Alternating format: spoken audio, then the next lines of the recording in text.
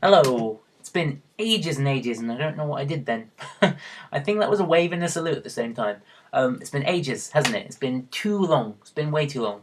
I said on the Facebook page, if any of you follow the Facebook page, that I was getting ready to upload tons of videos because I've got videos of Doctor Who adventures I've been on over the past like two and a half years still to upload, and I just haven't done it in the last year, I guess, because it's um, everything's just been put on hold. Anyway, that is a story for another time. I actually have fresh new material for you that's relevant today, and it's to do with this. And the reason I'm uploading this today is because the episode Face the Raven airs tonight, and it is the first episode from the writer Sarah Dollard. I think that's her name. If I've got it wrong, I apologise. But the reason I'm showing you this is obviously I went to the Doctor Who festival, and I went to one of the, well, they had 3 panel sessions, like talks or Q&As or whatever they're called, wherever you are. They had a Meet the Cast, which was amazing, and I got to actually ask Jenna and the cast a question, which it blew my mind. It was insane. That's a story for another time. Second one, Meet the Writers, which this video is going to be focusing on, and third one was the Millennium Effects, which I'll talk to you about another time. So, the reason, obviously, I want this video to come out today is because in this talk with Meet the Writers, it actually, well, they had Steven Moffat there, they had Sarah Dollard and Peter Harness. So, Sarah Dollard, I think this episode, Face the Raven, will be her first ever episode, so I always get a little bit excited with new writers because you never really know what's going to happen. Like, I mean, there's always the potential to really surprise you, and yeah, so I'm really enthusiastic, especially after seeing how she talks about the episode. And Peter Harness talked about the Zygon inversion, the Zygon invasion. Obviously, they're some of my favourite episodes of the series, so altogether, the whole panel, I think it's called panel. Anyway, the whole experience there was really cool, just seeing them talk about the episodes and everything. So I've got some really cool questions that they were asked. Well, I've got some awesome footage of them answering questions, and especially Sarah, because obviously new episode and it airs today, whereas Peter, at the time, his episode had already aired, but there is obviously some conversation between all of them. But yeah, I'm really excited about this because of Sarah, and she gets to give you some cool information and a heads up on today's episode. I hope you enjoy it, and I will see you soon. And I'm still no good at editing these videos, but I will see you soon. Bye, bye, bye. If I say listen or deep breath or the Zygon inversion, there are images in your mind now. If I say face the raven, there's nothing there yet, is there? But there will be in only a couple of weeks' time. We might find out a little bit about what's to come in this session too, because we're going to be talking to Sarah Dollard, who is the author of that episode. We've also got Peter Harness, the author of the Zygon episodes that we've seen recently, and we have the showrunner Steven Moffat too. All on this couch very, very soon when we've seen a little bit of their work. What's your relationship with Doctor Who? A year ago I would have been in the audience, a big fan of Doctor Who, and was just incredibly nervous and incredibly honoured to be able to pitch for it. And now I'm here. Woo! So your career is a long one already, isn't it? You ripped at the game recently. Yes. To espionage series. You cut your teeth on Neighbours. Yes. Was that experience useful when trying to crack Doctor Who? I think it was useful. Who's laughing? That's a fair question. I think it was useful in that One person got that. It's an incredibly long-running show, and it has a really devoted fan base who are very quick to correct you if you get anything wrong about the history of the show. So I think that there are some. That was But does anything prepare you for the kind of events that you're allowed to depict within the world of Doctor Who, which are rather rare, aren't they? They don't happen on Ramsay Street, or not when I've ever seen them. As far as we know, there are no aliens on Ramsay Street. Yeah. Well, no, of course not. The scope for imagination is incredibly different. But when it comes down to it, it's about human relationships. Even when you're talking about all sorts of different aliens on all sorts of different planets, it's about people caring about each other and making sacrifices, and all drama boils down to that. The story belonged to Rigsy a little bit more previously. It was more Rigsy's story, and there's a character that you will meet in the episode that is still in the episode, and there was a little bit more their story as well. And now, I think because it's part of the arc, it's about Ashilda's relationship to the Doctor and Clara, and it's about Clara because it's Clara's last season. Yeah. It's hard to remember, isn't it? But I'm just trying to recreate the original draft in my head. I mean, it's beat for beat, it's pretty close, isn't it? It's remarkably close considering how much changes in that last act. Yeah.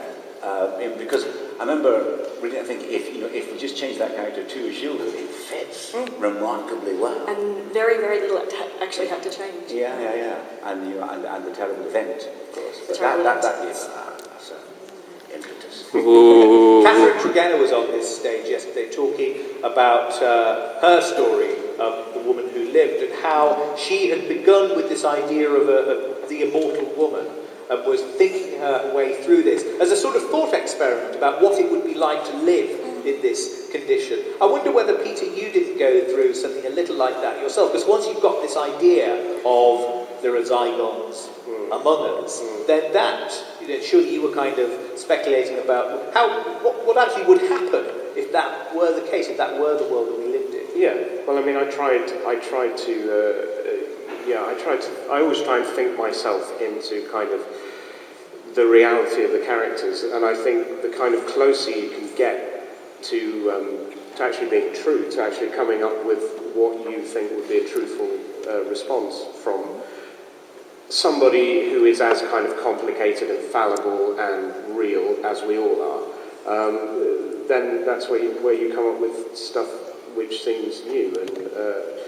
And so I spent a lot of time thinking about what it might be like to be a Zygon, kind of repatriated, and how I wrote a lot of kind of pages and pages of scenes which I don't even think ever made it into a draft of how they arrived, what their life was like, what happened to Bonnie, why she's called Bonnie, and stuff like that. So yeah, I think that's how I work. I write my way into it and then throw 90% of it away.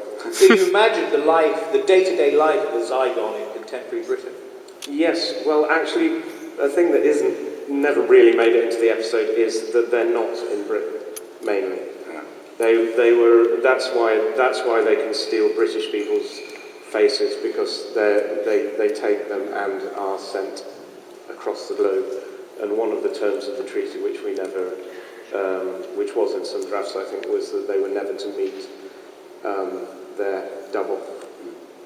Because of the embarrassment that would cause. Yes, because of the social embarrassment that would cause in England. But thinking that one through, wouldn't it be really convenient to have a double?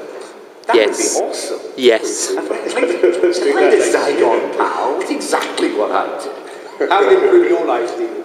Well, just having somebody else to show up and do the things when I'm meant to be writing. Whilst you're on holiday. Yeah, no, it's not Easy holidays. This is the real name. The Zygon's writing. But what about in your case, Sarah, that idea of starting with a concept and just imagining where it would take you if this was something that was actually happening? Yeah, but that's the fun of it, really, and it's a good way to have a writing day without actually sitting at the computer, because so much of writing is thinking and musing and having it sort of just tick away in the background, and a huge amount of the work is done when you're not actually tapping away at the keys. Would you agree? Yeah, and you can convince people that you are actually working when to all intents and purposes you're kind of down the pub or going swimming or something like that, because it's all brain work, isn't it? You make it sound like effortless. I suspect it isn't. I mean, are there moments of anxiety, moments where you think, what is supposed to happen next here? Well, I think you should be asking, are there moments of non-anxiety? Yeah. I think there are occasionally moments when you're not anxious and nervous self-critical. I And don't think then I've ever written a cherish. script that didn't make me want to cry. I mean, I think I'm actually, as a grown man, I think I'm going to cry now. And I go to my wife and say, this is the one that finished me. I cannot finish this script. I've never felt this way before. She said, it's exactly what you said 3 weeks ago. Look at you on my iPhone. I said, this time it's real. This time I cannot finish. The script is actually officially unfinishable. And I sit and compose my letter of resignation or pick a beach to leave my clothes on or something, because I just honestly think I can't finish it. I always think. I think this right now. I'm writing a Sherlock right now. I think I have no clue. I know what the hell I'm doing. It's really nice to hear other writers That's say exactly that. what I This is why we've got together to share this experience and see what you compare your experiences. Is it important that it is a struggle? Do you think, Sarah? Oh God, is it? Well, I think maybe something to do with being the character of a writer is that you're inherently melodramatic, so perhaps it is just a natural part of the process. But also I think self-doubt is really important, because we have to be our own editors as writers as well. If you thought you were absolutely the bee's knees, you might not be handing anything in that was any good. That process of being self-critical, of writing a couple of lines and going, that's not quite right, why is that not quite right? And the process of thinking that through is how you get the good stuff. Yeah. I think what Sarah's saying, it's not enough to be depressed and anxious, you also have to have self-loathing. And that, as I say it, as a joke, and get it off, it's completely true. That is exactly what it's like. And having self-awareness about your self-loathing doesn't actually help. No, the fact that you can make a joke about it, then you go back and think, yes, but this time I really do loathe myself.